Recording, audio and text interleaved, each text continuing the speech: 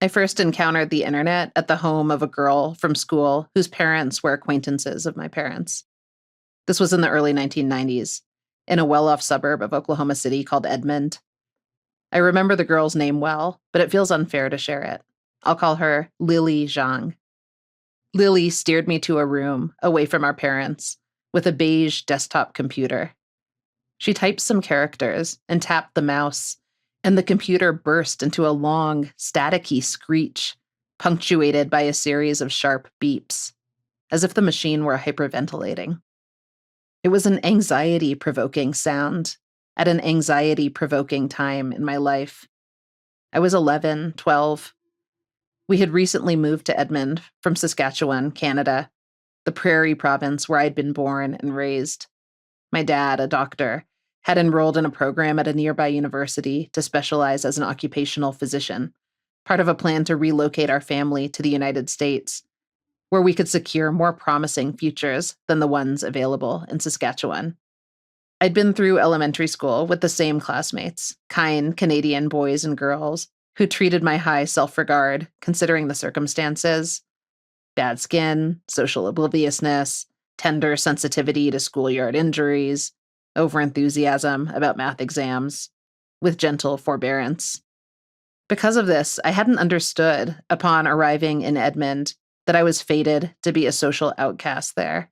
And so it was only when I walked up to the prettiest girls in the 6th grade and sat with them, admiring the gloss on their full, smooth lips, expecting to be invited to be friends, and they only subtly shifted their bodies so that I was no longer in their line of sight, as did many others over the following weeks, that I, for the first time in my life, became aware of my own shortcomings in the eyes of other human beings.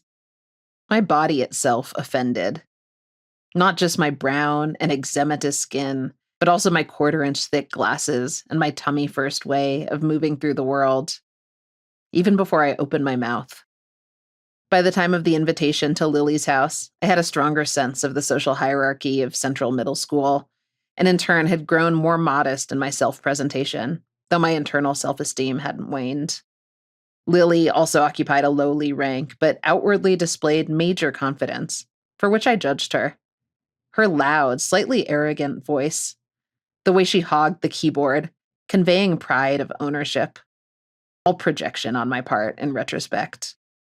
It was in this context that when the modem shrieking gave way to silence, and Lily introduced me to my first America Online chat room, in which strangers from all over the world could meet other strangers, each human being manifesting on screen only as their chosen screen name, everyone's messages jostling democratically against everyone else's in the same index card-sized window. I found myself utterly enchanted. This was, I thought, the most exciting invention I had seen in my life. This period had a name, the Eternal September.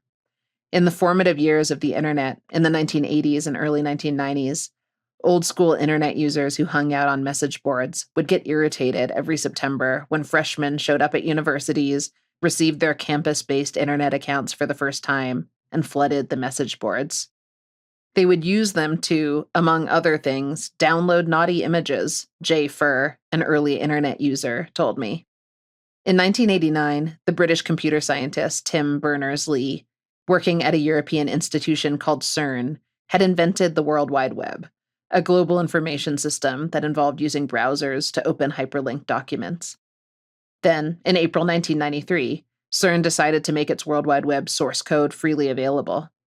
Suddenly, internet traffic swelled, with companies like America Online coming along to capitalize on it.